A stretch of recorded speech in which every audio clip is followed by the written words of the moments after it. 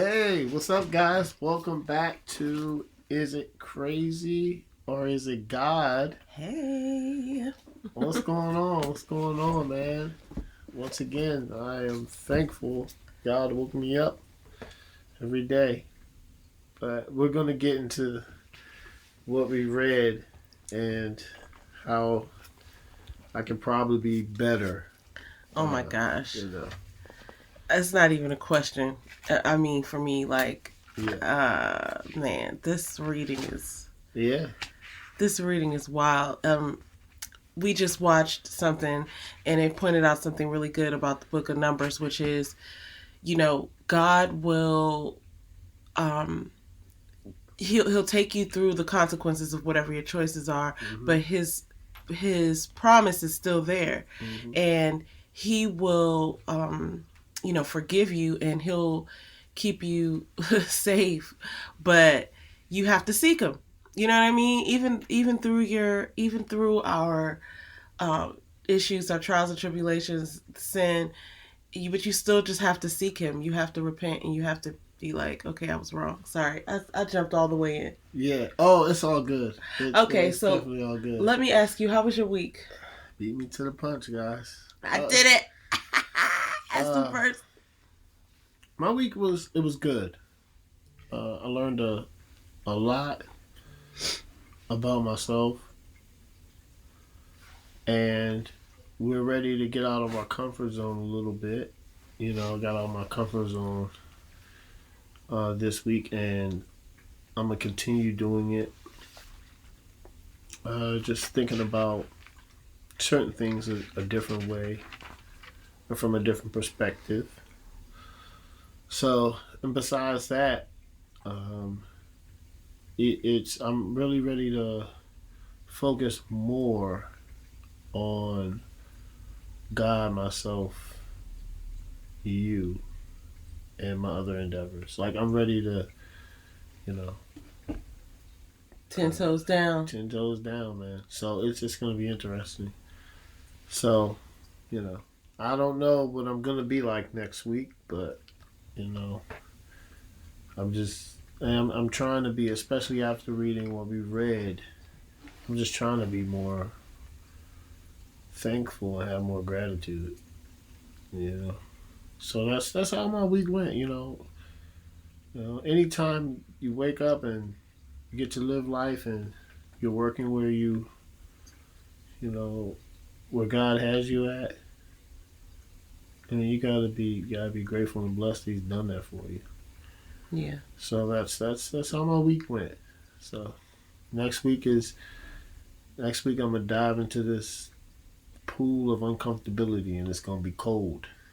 Just like when you Yeah. dive you go to the beach or the pool, and, even if it's heated, it's still cold. So it's gonna be, that's it's gonna be interesting. But that's how my week went. How's your week? How did your week go? How did my week go? Why can't I ever remember?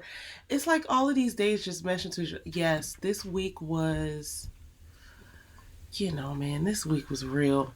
Yeah, I'm not even gonna lie. Like, I'm not complaining about it, yeah, but it was a tough week. It was definitely a tough week, even outside of my own body. Like, just some things that some of my friends are dealing with are hitting me, and um I mean, it makes me grateful for, it's a double-edged sword, because on the one hand, I'm grateful for my friendships with them, and I'm grateful that God, is keeping me, but then I'm also very, I feel for my friends. So it was a tough week, not just through my own experience, but through experiencing the lives of my friends. So that is how my week went. But all glory be to God. I think God, is doing whatever He's doing, and we don't know. So we can't just assume that this is how my life is going to go. You know what I mean? mm-hmm. Like, I think, I'm praying for everybody that I love, and they know it. And, you just gotta stay faithful and prayed up. So I'm praying for them, and here we are. So, and I also had some good stuff happen last week to me personally.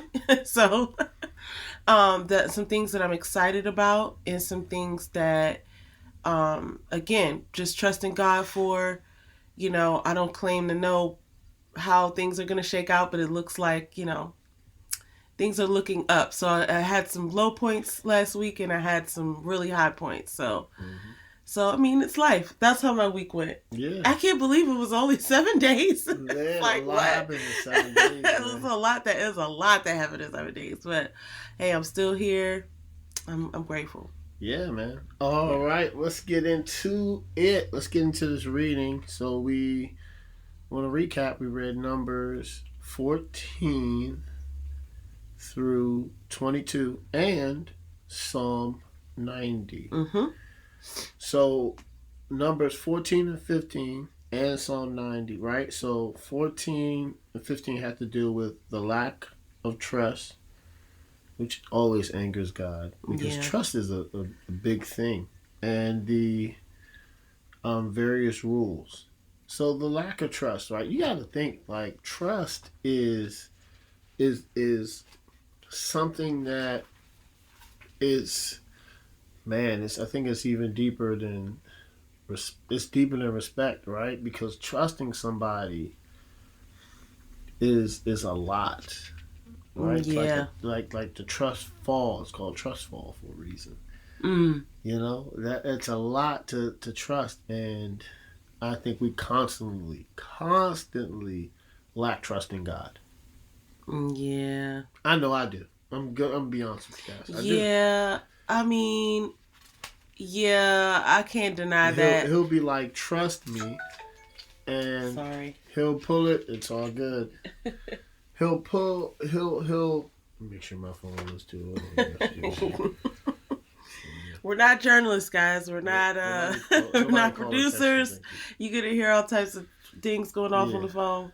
Okay. Yeah, so, trust. Yes, the lack of trust. So, I mean, it's just speaking for myself,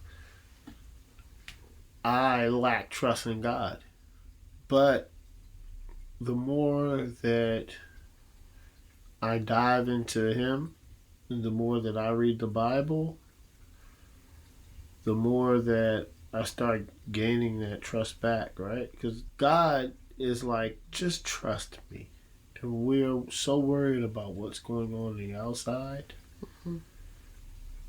and what we can't control, that we stop trusting Him and start relying on ourselves. And then that gets you into a bad, dark place.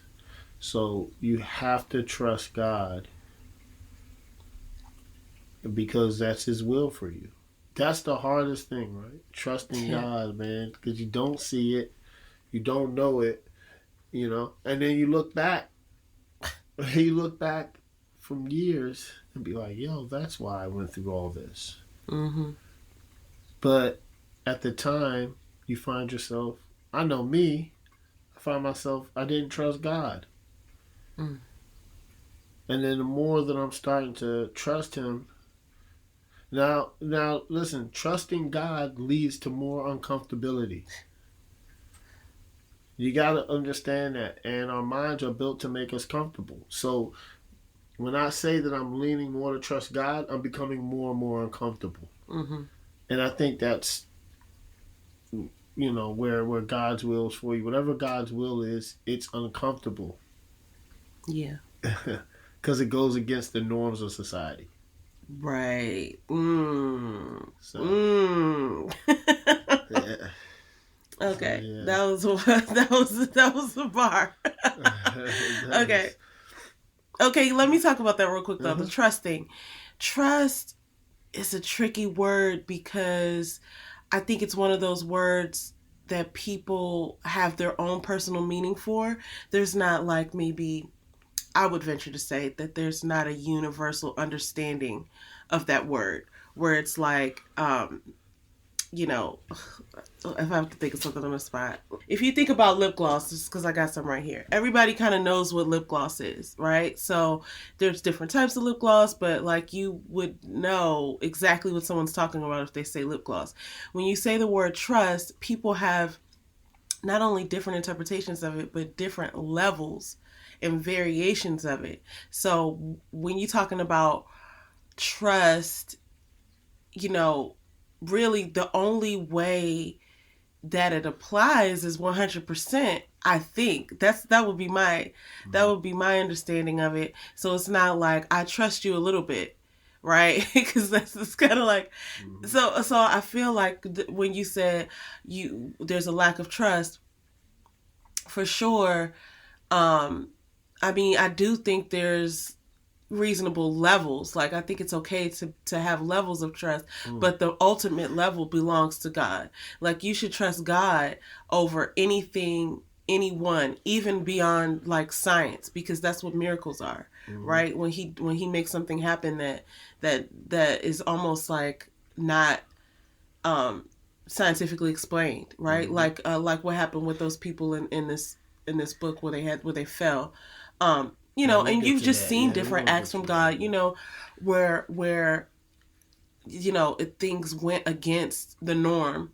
And I would think those are miracles, but it's interesting to me, and I wanted to just touch on the word trust, because trust kind of begins with saying it out loud, in my opinion. So if you're saying something that is reaffirming your lack of trust, you probably shouldn't be doing that. There was one interesting verse in here, or one interesting, all of it's interesting, but this line in Numbers 14,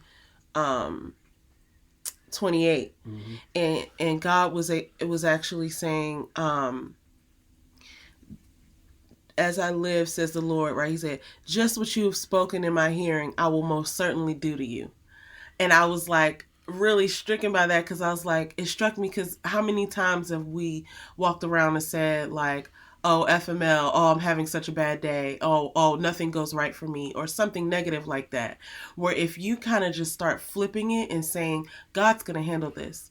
God, I trust you. Even if you don't really feel it, it's the moment you say it out of your mouth, it's like, God, I trust you. And then your mind is like, yeah, I do. So I think, you know, that's really interesting. I just wanted to touch on that, because I was like, that's one that I'm going to struggle with. Like, I definitely can't, you know, I would be lying if I disagree with you and say, oh, I trust God 100%, because there's so many things that are distractions that, you know, yeah, like, oh, well, I have to do this though, right? Like, yeah, so I agree with you. Sorry. Yeah. Don't want to get too long-winded with that, but that's a big one. That's a big one, trust, right? Lack of trust angers God. Yeah. And, he'd probably be upstairs. He don't flip tables. He's shaking his head. James, come on, man. Look at yourself. I told you to do this. He's got to be in a constant state of shaking his head at me. Like, yeah. Like, Faith, what, again? Again? Man. Right? So, you know. And okay, so here's the thing. I'm gonna read it. Once we teachsundayschools.com, daily Bible reading plan. Let us know that if you're new, that's what we're basing it on. We read four it's 4. Yeah, so at a time, not so. Yeah, we don't read the full week. We just read four excerpts that they outline in the 365 daily Bible reading plan from teachsundayschool.com. Sorry, I know you said that. I just wanted to say it. You're probably more clearer than me. I'm a little jumbled at times. Okay, so it says in 14:13, Moses raises a compelling argument. Now I'm going to read 14 and 13, and it says Moses intercedes from the people, and I'm reading the English Standard Version of the Bible, guys. Okay. But Moses said to the Lord, when the Egyptians will hear it, for you brought up this people in your might from among them. Right? So he's saying, because God was going to, sorry, let me say this real quick, so I'm going to say it real fast. God was going to strike them with a plague. God was going to strike the Israelites with a plague. And Moses is saying, like, if you do that, if you bring, you brought them out of Egypt, if you do that, then everybody's going to hear about it. Like the Egyptians will hear about it, and like you brought these people out. So, they you want to please let them see, like, let them see that you are with these people. If you brought the Israelites out and they're your people, please don't let everybody see you striking them down, because it's not gonna, it's not gonna be maybe a good look. I don't know. I guess that's where he was going with it. And here's the, what I'm learning about Moses' relationship speaking directly with God is, I mean, if you have that level directly with God, I mean, you're legendary. Because, like, that, I mean, Moses is speaking direct. The relationship that Moses and God have are uncanny. It's uncanny. Yeah. Like, that's what I'm trying to get to, man. Like, having that relationship where we're conversing. Like, oh, man, I got to pray for this person. Well, this person didn't do this, James. Well, Lord, but I'll pray for them. Please. But, if you do this, what if they think of you? And then the guy's like, all right. That is powerful, man. Very powerful. Yeah, but that comes from him being so obedient to God, and it comes at a major. I don't say it comes at a price, but like he has to do so much, and he has to be so clean, in his ways. I just feel like it's not something that's an easy thing, obviously, right? And it comes with, I'm not say consequence, but it just comes with so much responsibility. So yeah, I mean, I do feel, I relate to Moses, because even from the very beginning, when God tells you to do something and you're like, whoa, God, hold up, not me. Like, I don't think you mean me, right? Like, I find myself in that particular state more often than I'd like to admit. And it just goes back to the trust thing, but I feel like it comes with a great responsibility to be that close to God. Yeah. So, anyway, as you were saying. Yeah, so it said, would you ever try to reason with God? And if so, what about? Man, ever so would I try to reason with God?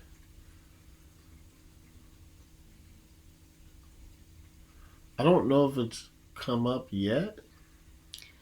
I've definitely tried to reason with God. I'm talking, man. But like that, right? Yeah, like no, I have something in mind. Yeah. The weight, well, maybe praying for a loved one, trying to understand, bring them back closer to God. I've asked for that. I've asked, God to heal people and friends that aren't close with Him, just to, and I feel like that's reasoning, because God might be like, well, they don't even follow me, James, but you do, and just because you do, but that goes back to you have to have such a relationship with the Lord that He's gonna listen to you. But having a relationship is two ways, and for us, it's on us, not God. People misconstrue that, like, God's not, not Amazon where you just order, and sometimes we just pray and we just ask for things. Like, right? Shout out to Sharif United Baptist. He was like, we think of God as a genie. Like, I need this, and God's like, not to be praying and saying like, how are you doing, God? But just being more transparent about, I'm trying to pray for transparency about my transgressions and sins to God every day, and then also thanking Him for being great, like thanking Him, not asking for stuff, not being like, you can ask for stuff, right? But it needs to be more of, from my perspective, like,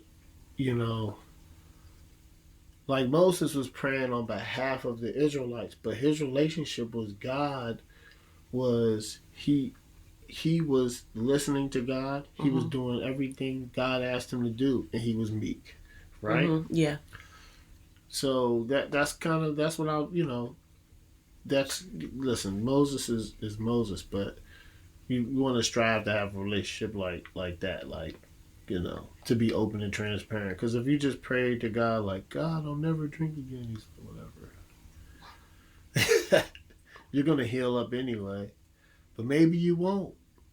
And then if you won't, then you start praying to him more and more, and then that relationship starts to develop. Right? So I just think sometimes I'm learning a lot about myself. I try not to pray asking for stuff and try to pray more like a this is probably doesn't sound right, but like a journal. Like I'm just trying to confess everything. Yeah. Instead of asking. I can always ask, but let that get to the end. Let's sit in silence and have a conversation to connect more than asking. Try to make myself be better and, ask him to trim my fruit. Trim my branches instead of asking. Prune, yeah. Yeah. So, but it's hard to ask to prune your branches because that's self-reflection. It requires work from you as well, right? Mm-hmm. So that's the reason. That was really long-winded, but that's the reason. So, What about you? Did you ever try? Yeah. So, yeah, on some real not. Like amazing stuff and on some real serious stuff. And so, God just has his own plan. I've definitely been the person I call it God, like you said, when people ask for like a genie, that's me. I've definitely prayed about silly stuff like, God, please let me get through traffic. I can't be late today. Or God, please let this check hit on time because I got all my stuff on auto pay. Or I real silly stuff like that. I have prayed or tried to. So as far as trying to reason with God, God, if you please, not like Moses did, but kind of like, God, if you give me this, I promise I'll never do this again. Or if you, so many times. Definitely I've done that before. God, if you just help me get through this situation, I promise I won't ever sin anymore. I've said stupid stuff like that, even though I knew I would. Not that I was plotting to, but just knowing that, just we're in our natural state, we're sinners. And then there were more serious things that I tried to reason with God about. And one was when my uncle on my mom's side passed away. Before he passed away, when it wasn't looking good and we had gotten the reports from the doctors that it wasn't looking good, I definitely tried to reason with God. And it didn't, who knows if it worked, because God has his own plan, right? Yeah. So in my opinion, right, it didn't work. But I know that God has his own plan, and I know that my uncle is now with God. So it's we just think this life is just the end all be all sometimes. And it's not. It's temporary. And so losing someone feels bad to us, but it's all, we all know that it's going to happen, and we just don't know when. So I just think, whether I thought that I reasoned or not, right? Maybe he did answer my prayer in his way, and I didn't know that, right? Or I didn't feel that because I'm at a loss, or, or I felt a loss. But I still talk to my uncle, and I think my grandfather and my uncle be talking back to me. I really do. Anyway, that's a whole nother story. So yes, I would reason with God, and probably about family. There's certain things that have happened to people's kids in the Bible. I could completely see myself praying for my son or my, even my nephew, because I think of my nephew like my son. I completely can see myself trying to reason with God, God, please, please, please, let this happen, or don't let this happen, right? Please, right? I could definitely see myself trying to reason with God about that. But another thing that I just want to point out very briefly, is that when Moses is talking to God and trying to reason with him and praying on and interceding on behalf of the Israelites, he's bringing up God's word, which is not like a hack, but it's like, if you're going to pray to God, you're going to need to know his word. You're going to need to know what his promises are, so that you can like say, God, please, deliver this just like you said you would. And God's not going to go against his word. But if you don't know God's word, you out here in these streets just guessing. And the other thing is, God knows what's best for you. So a lot of times my prayers now, I still be praying for, circumstances, blessings. I still be praying for all of that. Praying for healing for people, praying for all things like this. But I've learned to pray for God to work in me and to use me to do his will. So it's like, however you want to use me today, God, use me, and I'm available, right? I'm submitting to you, right? And so that's like, however this goes today or whatever, I'm with you, God, and I know that that's what you wanted. Boom. Two things you just said. God used me. That's a relationship you're building. Yeah. Because you're not asking. You're trusting. Yeah. Because you're submitting. Yeah, for sure. And that's trust. Yeah. Because you're saying, God used me to get your word out. Yeah. That is trusting. And that's a relationship you're building with him. Yeah. It's not I get that. You asking. That's a big ask. Because he's like, okay. Well, yeah, I think that's exactly. That's what and then I think when you have, more relationship and more trust with God, listen, life is going to go where there's nothing we can control about life. But if you have read the Bible and you have and you trust God more, you're not going to say you're not worried about life, but you will be like more at peace. More at peace. You'll be meek. You'll be calmer. You'll be able to control your emotions, because with everything, the Bible is knowledge. Right? Everything that we talk about, like being calm in a storm, and that's what it's about. So, all right, number 16 through 17, it says 3 foolish young men, and Aaron's staff sprouts. So this is about Korath and the rebellion. Right, okay. I had to go back to get a reminder. It's about Korath and the rebellion. And 17 is about the staff and how it buds. And this is where they were... they assembled together. They rose up against Moses and Aaron. Yeah. And they said, you've gone far enough. Okay, I'm just paraphrasing here, but he basically was saying that they were trying to get the people of Israel to rise up against Aaron and Moses, like, you've taken us too far. Because you gotta remember, these Israelites are complaining every step of the way. It's like God is providing for them, and then a little bit later, then they start complaining that they're hungry, or that they're thirsty, or that they want more. Why did you even bring us out of Egypt? They're saying, right? Just wild stuff. And then at one point, they're like, we're gonna, we don't. They're basically saying, like, Moses and Aaron, we don't trust you anymore. Like, we want to go back. I don't know if they were going back to Egypt. They wanted to go back to Egypt, or if they were just kind of like, you're leading us into the wilderness and talking about the promised land, and we're just not. We're not going to follow you anymore. Basically, was the long and short of it. And so they tried to like get some of the Israelites to rise up with them and rebel, and they just like angered everybody and just caused a bunch of confusion. And Korath is from the Levites. Right. Yeah, so they are trying to get the Israelites. It's just very interesting that, people take stuff for granted and they complain. And you forget what God has done for you in the past. And then you just complain about where you're at now. And that's never good. It's never good. So I'm going to read verses 16. This is number 16, verse 12 through 14.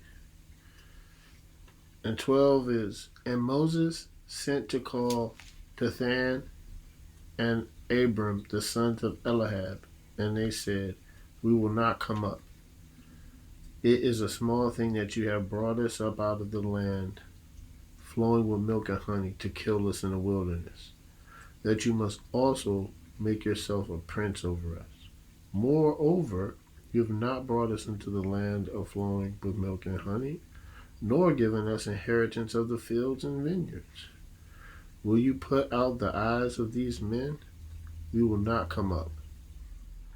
Right, so he's basically doubting Moses and saying, like, you know, you brought us out of Egypt and promised us this land of milk and honey, and we haven't seen it, so you must, I guess he's calling him a liar, and he's saying, you know, is it not enough that you brought us out, that you're now gonna make yourself like in a hierarchy over us, as if to just question everything that God has done. They've seen all these miracles.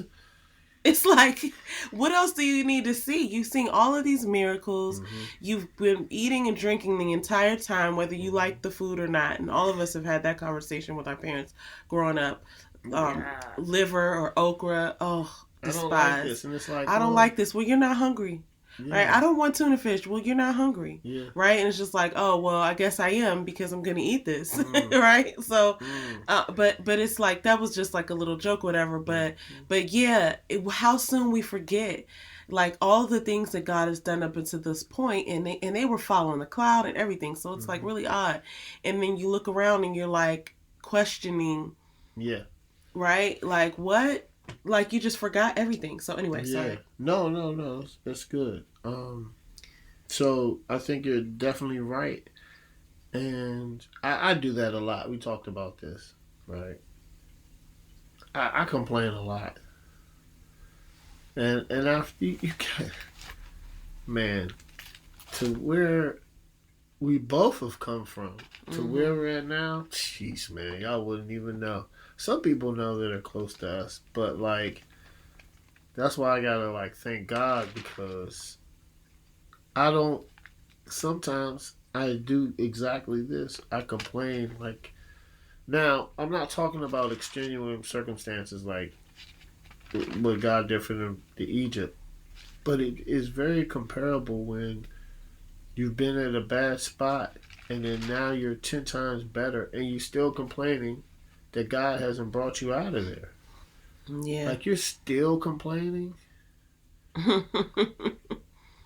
you know, so yeah. I do that a lot, and I recognize that, like, man, I'm complaining so much. So that's what I'm trying to, that's about my growth. But once again, I wouldn't have realized that I'm doing the complaining until I read the Bible. Yeah, until I made that distinction, right? Like, oh man, I'm doing this as well.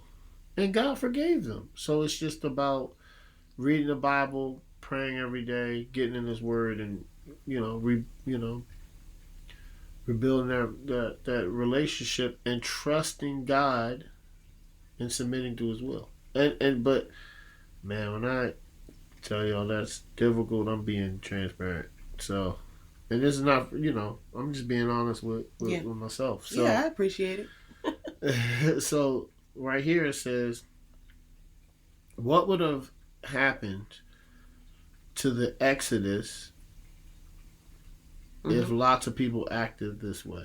Okay, so I had to go back and refresh my mind of what happened to Exodus. He wasn't playing around. Exodus was, they built the tabernacle in Exodus. And they had all those specific instructions. So I think if people were acting this way when that was happening, then the tabernacle would not have gotten built. And I think that, I kind of, and now I'm making a different distinction, and not just about myself, but just about the way that we interact with each other. This is how things come to stalemates. This is how things don't grow, or like problems arise, because we're just, in a state of confusion as far as following directions. So like, we're not all following the same directions. And so, there's a lot going on in the world. There's a lot of things that, are not necessarily like, they're never going to be perfect, but there's a lot of things that are not working, that are not actively working, right? So, I mean, one example, like, well, I'm not going to say that. But, well, I'll say it. Politicians, right? Like, a lot of people complain about politicians. Like, this is the system that was built, that we came into. But, a lot of people complain when they can't come to an agreement and pass a law. And it seems frustrating because it's like, why can't you just figure it out and get it together? Like, that's what you're there to do. But it's they're not all being, led by the same thing. So it's hard to come to a decision when everybody's not, like, perhaps, just depending on what bill it is, right, trying to reach the same outcome.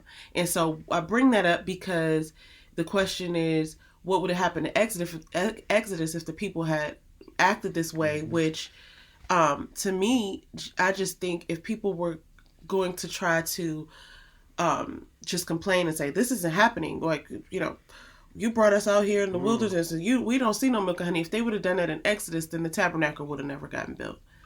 Right? And they would have just been there doing nothing.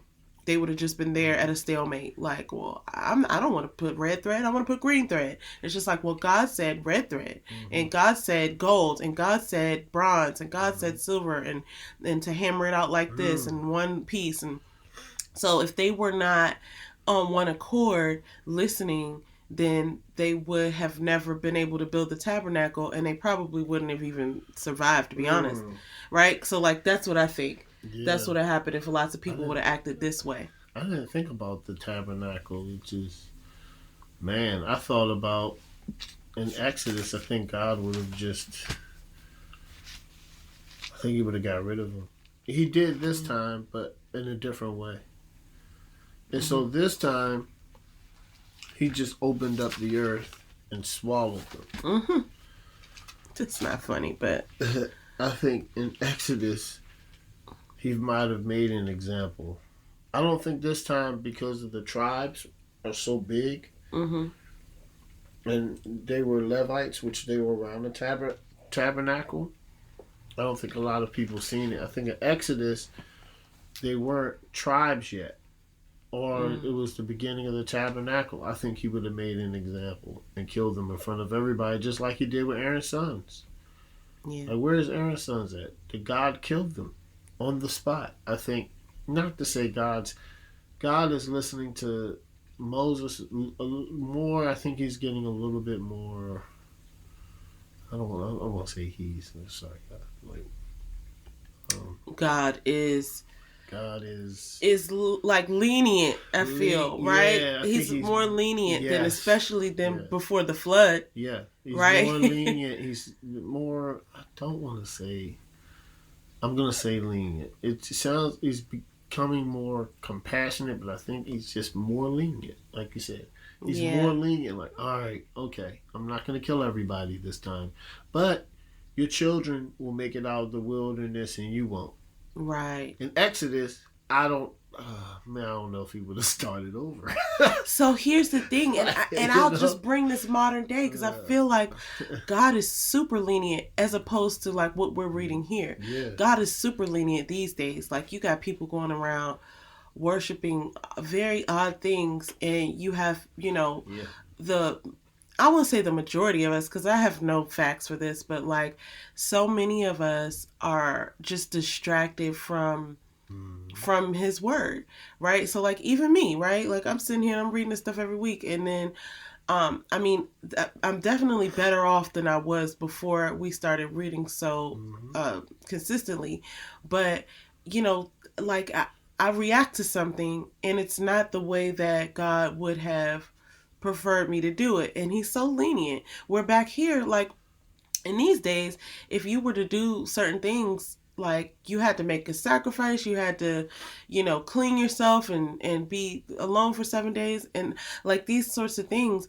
And God is super lenient today, because he's not necessarily I don't think he is taking people out like that. Like, we had this whole COVID thing happen. I don't know that that was anything having to do with God's wrath. But again, it's, we just don't know what's happening. But I think we're able to go on and live our superficial, lives, and he's letting us do that.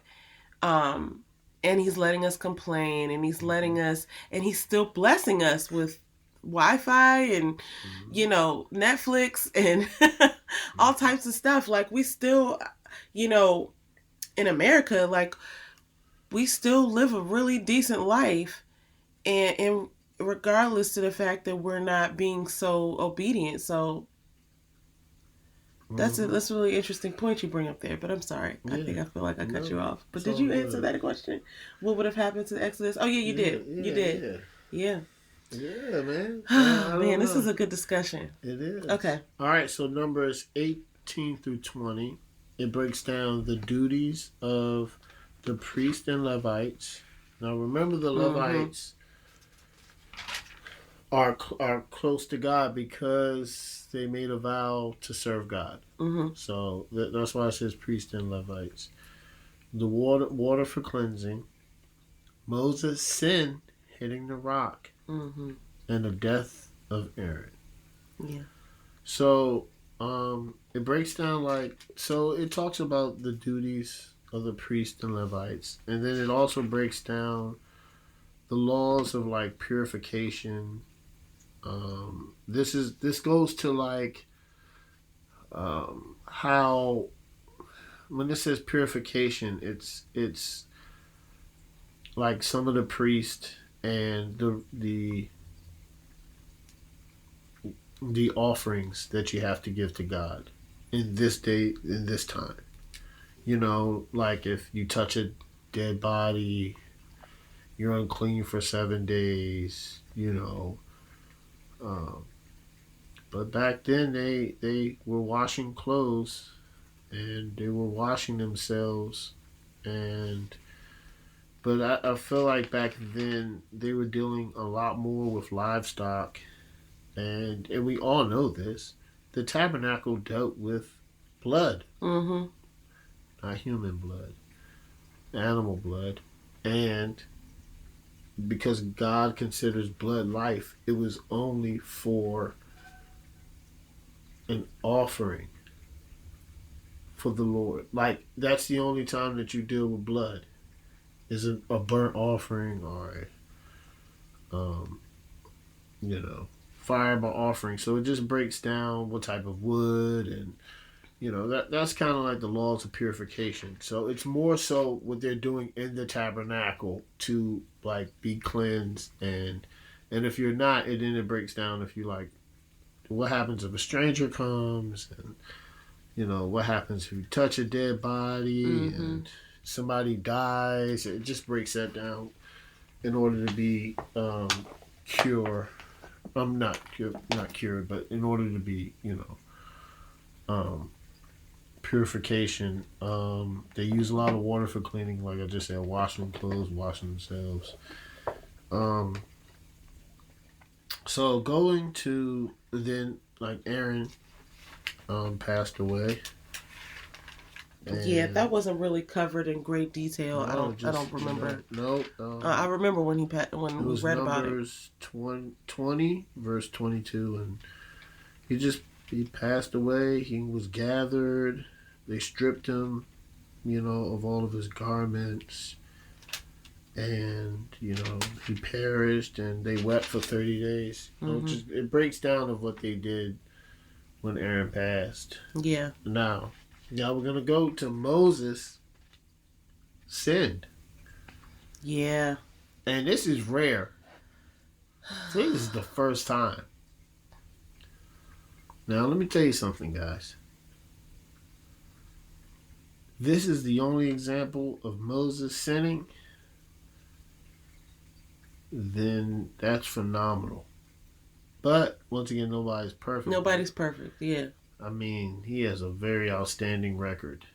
Yeah, because the last time they didn't call it a sin. Yeah. But when he broke those tablets, yeah, this is kind of reminding me of that. Yeah, It just Man. hit me. That just reminded me. And once again, it's because of the people. Yeah. Okay. Complaining. Look, read the thing so we can get into this. People complaining. All right. So, per chapter 20, what emotions likely made Moses hit the rock twice? Okay, so we know that they were walking along and they were complaining that there wasn't any water to drink. Mm-hmm. So then Moses went and prayed to God. Moses and Aaron, because Aaron was still alive at this time. They went and prayed to God and asked them, like, they're complaining again about no water. So God told him to go to this rock and speak to the rock or something like that. Maybe raise his rod to the rock so that the water could come out. So I'm going to answer the question in a second, but I think it's significant because sometimes we're given an instruction to do something and we kind of like doodle the attitude. Like, I remember distinctly sometimes in my childhood where my mother would ask me to do something and I would like stomp away and do it, right? And that's not cool. I learned later on, I learned in those moments that you don't talk to me like that. Like, you don't do that. Like, you do what I say you do and you can be happy about it, right? Like, don't pout, don't stomp, don't do whatever. And I feel like this wasn't one of those moments where he wasn't angry at God, but I think it was definitely the emotion of anger that made him hit the rock twice instead of just follow God's instructions. So God's like, okay, they're thirsty, go out to the rock, do as I say, like just raise this, speak to it, and water will come out. But instead, like I said, he hit it, and he said something when he hit it. It says, okay, this is Numbers 20, 11, right? So then Moses raised his hand in anger, and with his rod, he struck the rock twice instead of speaking to the rock as the Lord had commanded. Now, I'm reading from the Amplified version. And the water poured out abundantly, and the congregation and their livestock drank fresh water. But before he did that, he said, this was in Numbers 20:10. He said, listen now, you rebels, must we bring you water out of this rock? So he was saying we, right, which I didn't even pick that up before, but he was saying we as if he was doing it, and it was actually God that was doing it.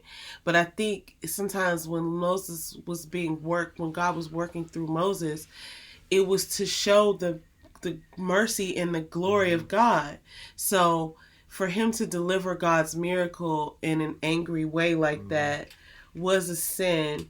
But he was probably just so irritated with those people. He was a human being, and like we talked about last time about how he was a meek person, but you cannot keep it together 100% of the time. Something's going to knock you off, right? Like you're just not perfect. Like only Jesus was, you know what I mean, perfect. So it's just like, man, you have to, he I'm sure God dealt with him on that, but I can't fault him because I'm so imperfect, and I could see myself having a bit of an attitude with people after we've witnessed so many miracles, and you're doing this again, right? Yeah. So this is deep because the emotions, I think, once again, I think he was angry, and we've learned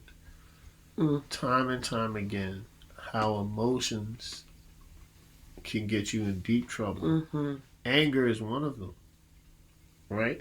If we go back, I don't want to say one of the early sins. The first sin was eating, right? Eating the forbidden fruit. The forbidden fruit. One of the earlier sins is Cain and Abel. Cain was so angry.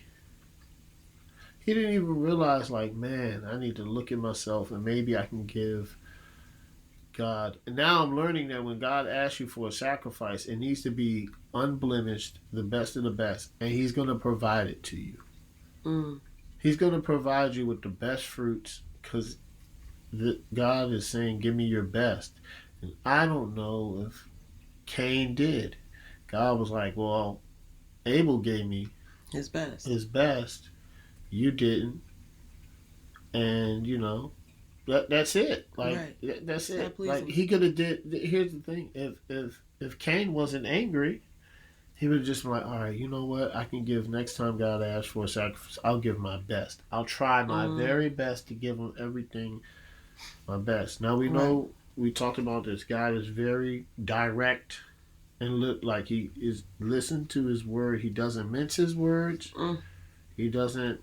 He'll give you parables in a dream, but in the Bible, he's very direct when he mm. speaks. Right? So anger caused Cain to kill Abel. So when you get angry, you have to remember that that's one of those sins that you don't know what you will do. Mm-hmm. And God asked Moses to speak. He says, okay, listen. This is Numbers 28. Take the staff and assemble the congregation. You and Aaron, your brother, will tell the rock before their eyes to yield its water.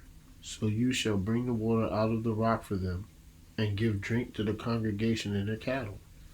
That's it. It's talk. Right. Speak to the rock. Speak.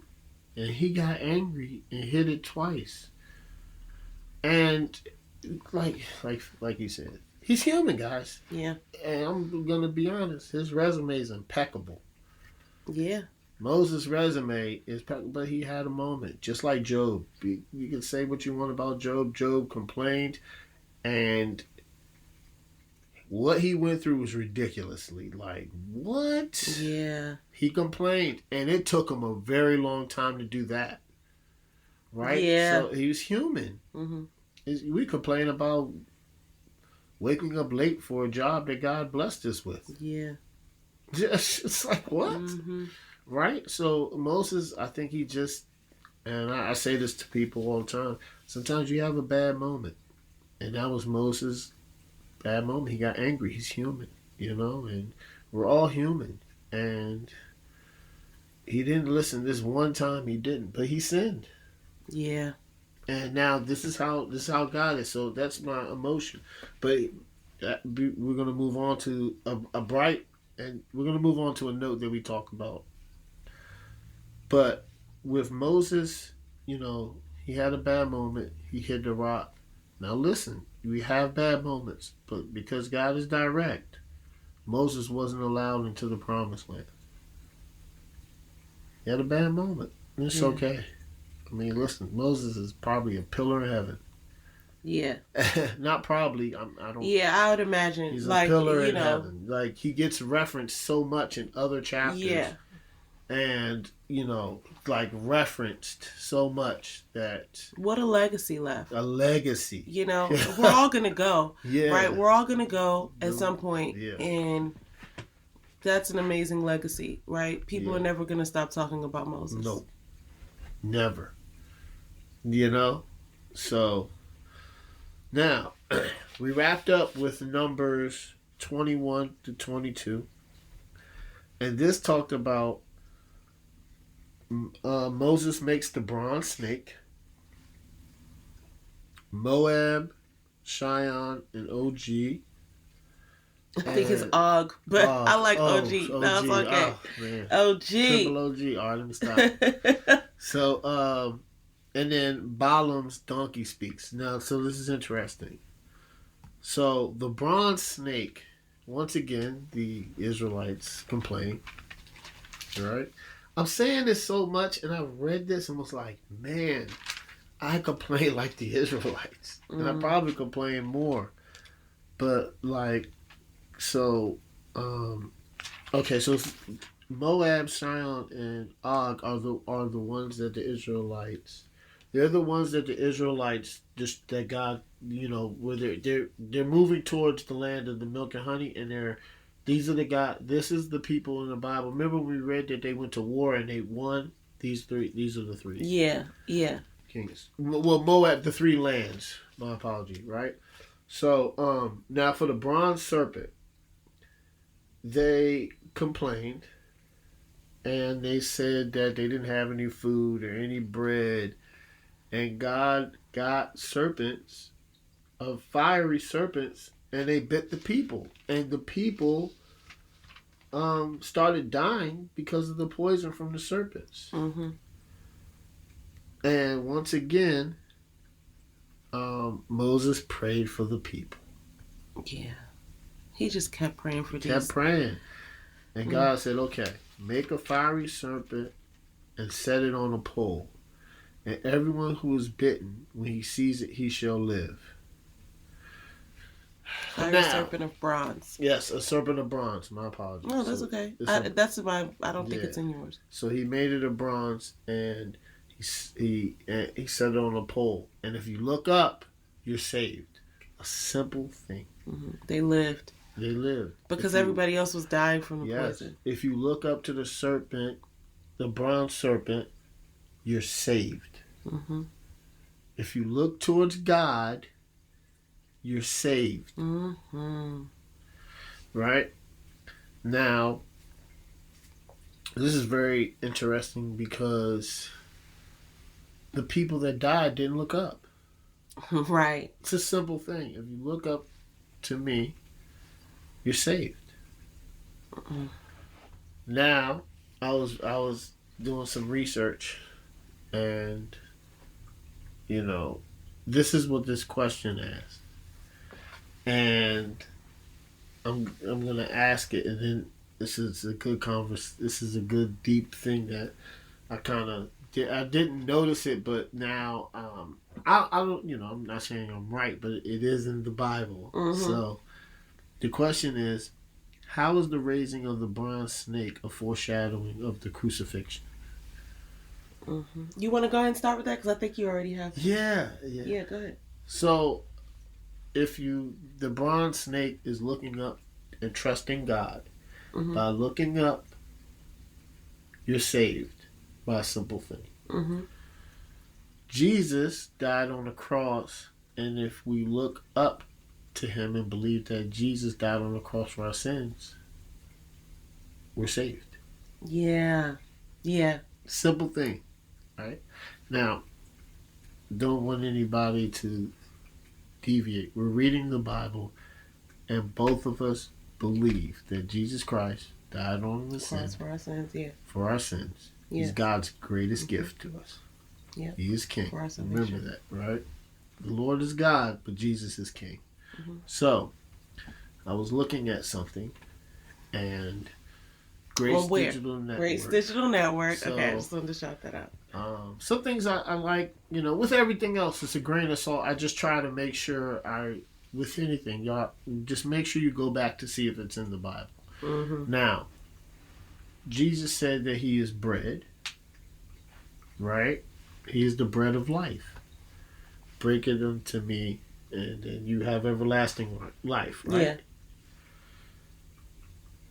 He, and Jesus has mentioned Moses and Exodus, and it put it together. And then I was like, oh, that's why he said bread. So when the Israelites very early needed to survive, they got bread, manna from heaven. Yeah.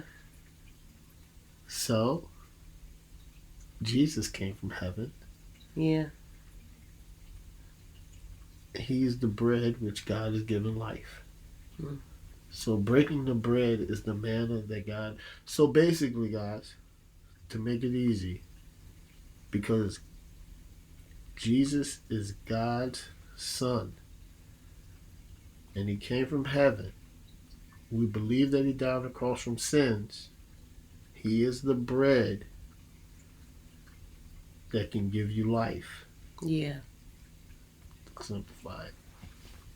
That's it. Yeah, that was profound. I definitely drop, yeah, mic drop. Yeah, that's a really good sort of highlight, or I don't know what to call it, but that's a really good point. I guess my answer to that would be, so how is the raising of the bronze snake a foreshadow of the crucifixion? It, to me, I guess it's a different play on what you just said, but it's kind of like the overall theme here for me which is, God's love and his forgiveness and just like light is available to everybody, but you have to seek it, right? It's not like God's going to come just specifically for you and make sure that you have a really cushy and enjoyable life, right? That's not what this is. This is not, it's not that. This is life that God has provided and made you a part of so that you can have it. And if you seek him, he'll lead you, and he'll save you, but you have to seek him. So I just think that was a thing, because it's like you had made the point a little bit earlier how the people are laying there on the ground, right, dying of poison. And like, what else better do you have to do? Look up. Yeah. Just look up, right? Yeah. Like, you can save yourself. Like, if you just look up.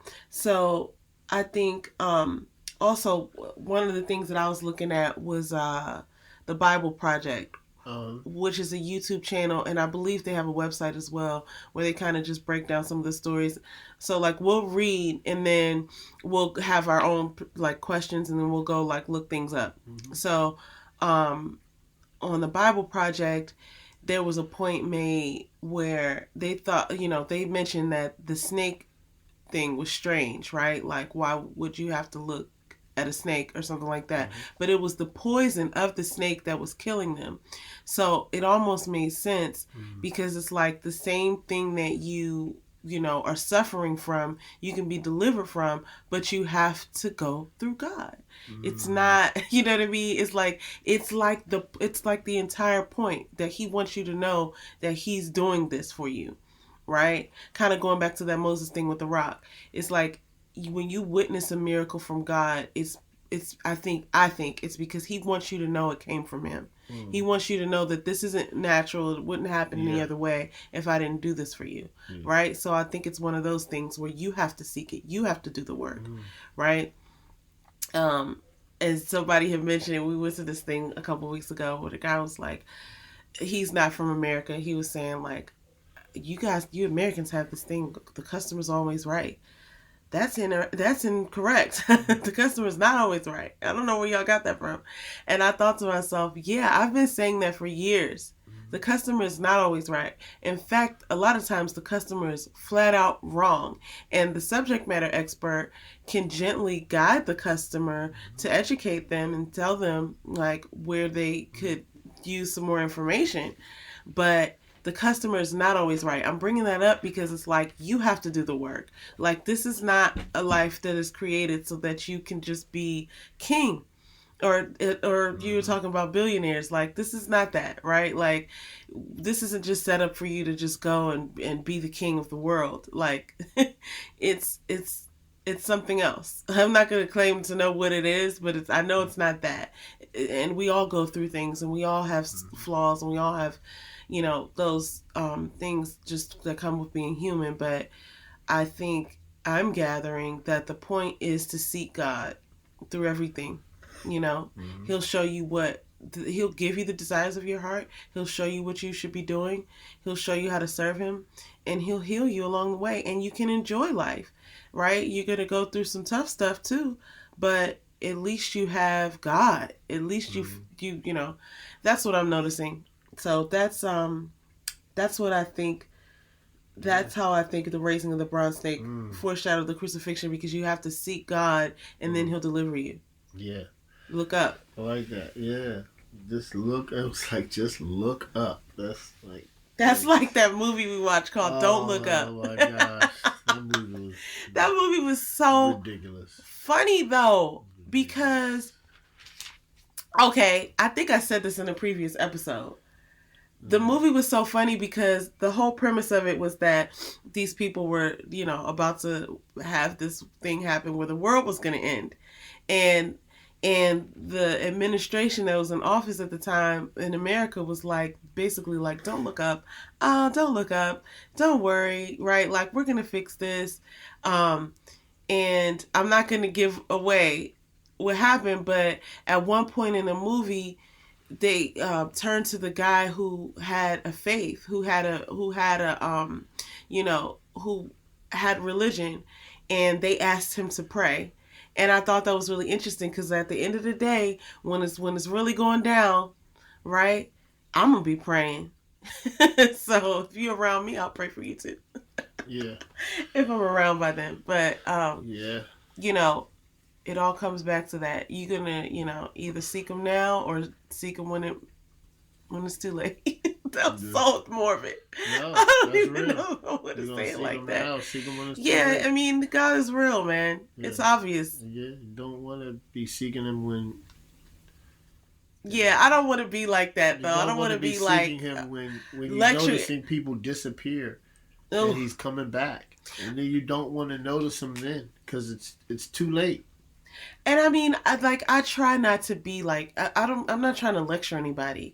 Yeah. That's not my game. That's not our deal. No. We just want to encourage people to read the Bible. Like, this stuff is so important to know. Like, I think we started out kind of like a little bit, I don't know. I don't think we expected it to be this, impactful, right? Like, we just knew we wanted to read it because we are both, believers, and we knew that, okay, we need to read it in an organized way so that we know everything that's in there, how it connects. But now that I'm reading it, I'm like, how did I ever go without this information? It all makes sense. And as things are happening and I'm remembering things that happened before, and I know that these stories about the wilderness are going to be retold in other books, it's a connection. Yeah. But already we're seeing where these things are still happening. Humans in our natural state are going to be sinners. We're going to do things like the Israelites are doing. You are an Israelite. I would almost guarantee it, because I can say that for myself. It's interesting to know that this happened, and you could look around and see that the stuff is still happening, because this is what humans do.